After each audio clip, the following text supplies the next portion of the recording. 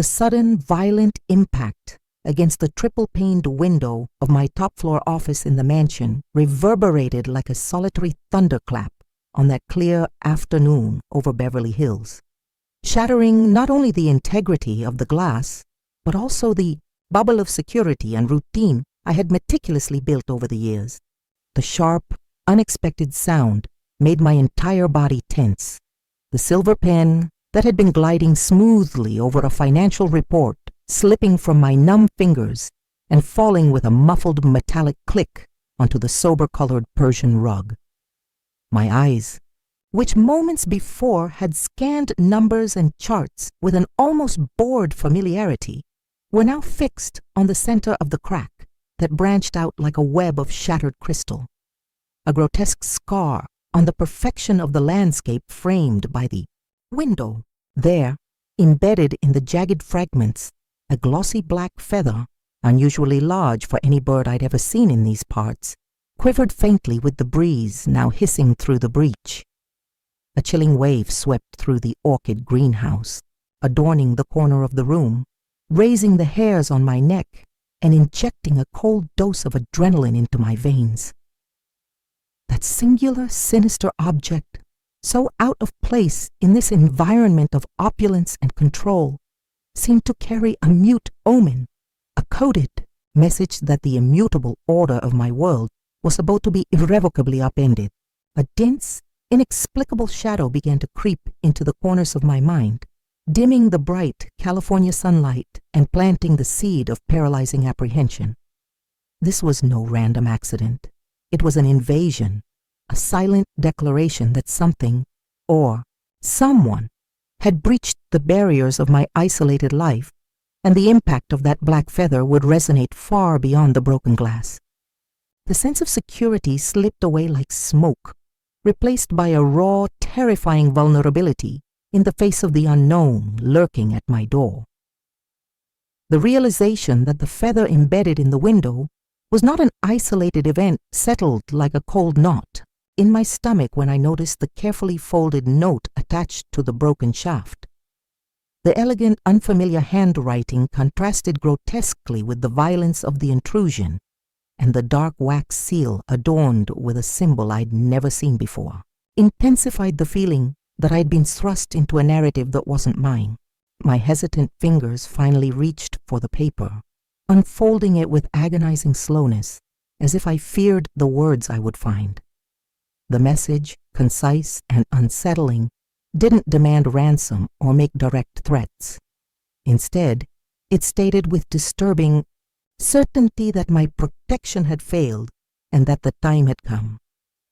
The ambiguity of those phrases was more terrifying than any clear demand, as it opened a range of sinister possibilities my mind struggled to process. Who would send such a message? What did my protection failed mean? And the implied urgency of the time had come hung in the air like a suspended sentence. The forced calm I tried to maintain began to crumble, giving way to a growing sense of vulnerability and paranoia. I looked around my office, once my sanctuary, now feeling like a luxurious trap. Every shadow seemed to stretch menacingly, every sound in the empty mansion amplified and suspect. The police, called immediately after the window incident, had left without concrete answers, dismissing it as bizarre vandalism, ignoring the intensity of my growing dread. That afternoon, isolated in my fortress of concrete and glass, I realized that my life, once predictable and secure, had been irrevocably diverted from its course, and I was adrift in a sea of dark uncertainties, unsure of who my adversaries were or what their intentions might be. The only certainty was that the black feather and the enigmatic note were merely the prelude to something far larger and more dangerous. The silent urgency emanating from the note and the ineffectiveness of the local authorities' response propelled me to make a drastic decision. I needed to leave that house. The oppressive feeling of being under constant surveillance, even within walls that once offered safety, became unbearable. I packed a small suitcase with essentials and a few sentimental items, each movement laden with palpable anxiety. As I moved through the mansion's corridors, every shadow seemed to lurk. Every creak of the floorboards sounded like a warning. The certainty that I was being watched intensified with each step, quickening my pace until it was nearly a desperate run toward the underground garage. I chose the most discreet car in my collection, a black SUV that wouldn't draw undue attention, and started the engine with trembling hands. As I exited the property through the slowly opening automatic gates, I felt a brief relief, but I knew it was only the beginning of an uncertain journey. I glanced in the rear-view mirror at the imposing silhouette of my home fading away, a beacon of luxury now tainted by an invisible threat. In that moment I understood that the life I knew had ended the instant the black feather struck the window. I was alone, unsure of whom to trust or where to go, but a steely determination began to rise amid the fear. The message was clear. My protection had failed. It was time to discover why, and more importantly, how I would protect myself from that moment on. The road ahead was dark and unknown, but the need to find answers and reclaim control of my narrative drove me forward toward the unknown awaiting beyond the walls of my former life. Leaving behind the familiar, albeit now haunted comfort of my Beverly Hills mansion, I found myself immersed in the vibrant, chaotic anonymity of the metropolis. Stretching beyond its opulent borders, I dove into the bustling streets of downtown Los Angeles, seeking refuge in a discreet hotel under a false name, every suspicious glance and distant siren reigniting the paranoia that followed me like a persistent shadow. The sense of being a target, once a vague intuition, now solidified with the realization that no one knew my whereabouts except those who had sent the sinister message. I spent the first hours locked in the impersonal hotel room, mentally replaying recent events, desperately trying to find logic, a connection between the feather, the note, and my seemingly peaceful life up to that point. Every person from my past was examined through a lens of suspicion. Every professional or personal relationship reevaluated for possible grudges or hidden secrets. Frustration grew with the lack of clear answers, the feeling of groping in the dark without even knowing the nature of the looming threat. The only tangible clue was the symbol on the note's seal, an archaic, unfamiliar image that obsessed me, leading me to spend hours researching online databases and symbology books in the vain hope of finding some meaning to light my path. The newfound freedom of leaving the mansion was now tempered by constant anxiety. The awareness that I was alone and vulnerable in an urban labyrinth, unsure of where to turn or whom to trust. This was my new beginning, forged in fear and uncertainty, far from the comfort and security I had always taken for granted. My relentless search for answers led me down unexpected paths and chance encounters in the city's labyrinth. The enigmatic symbol etched in the dark wax of the note became my obsession, the only anchor in a sea of uncertainties. I delved into dusty libraries and historical archives, spoke with experts in symbology and secret societies, each small clue reigniting a spark of hope amid growing despair. It was during one of these searches that I met an elderly university professor with a razor-sharp mind and encyclopedic knowledge of the occult.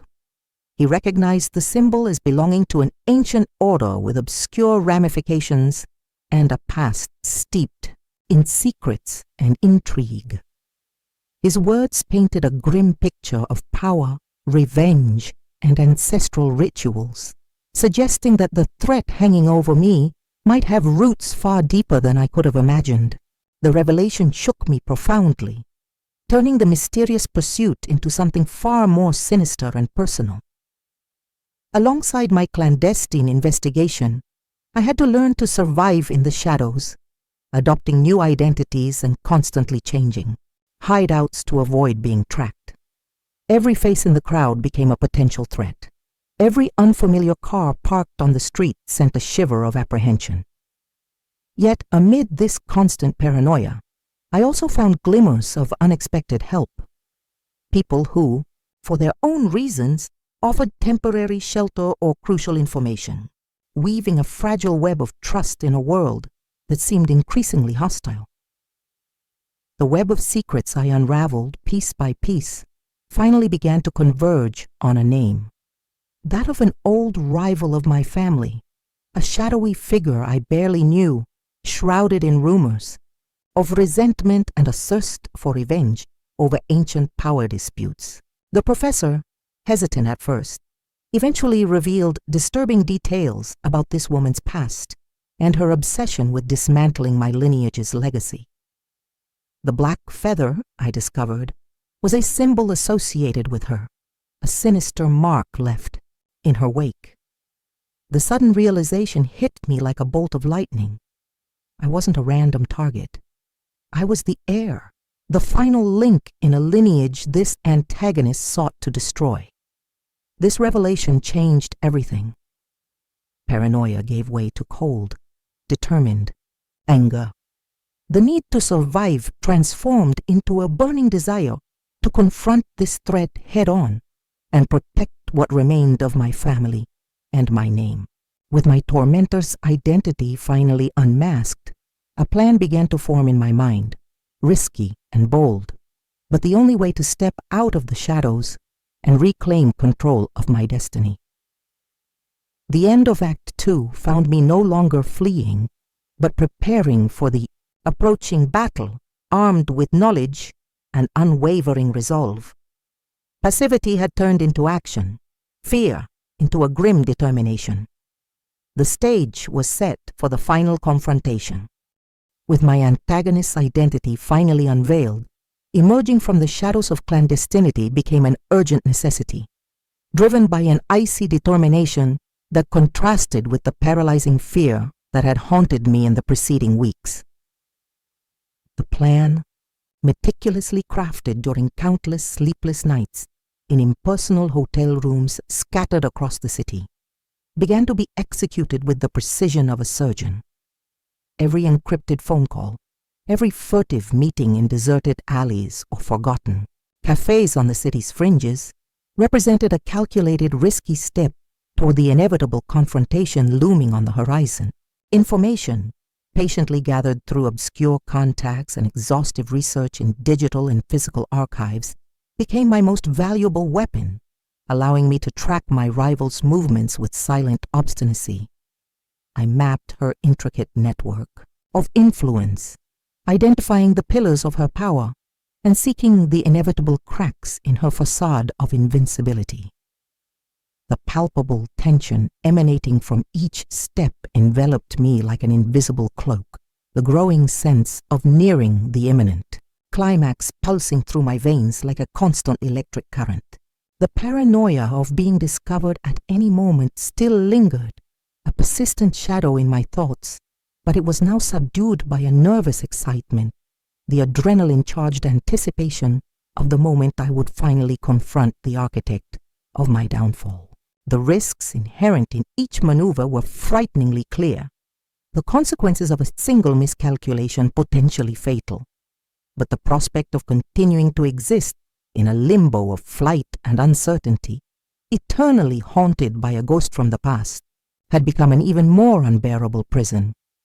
Thus, the beginning of Act 3 sealed my metamorphosis from helpless prey to resolute hunter.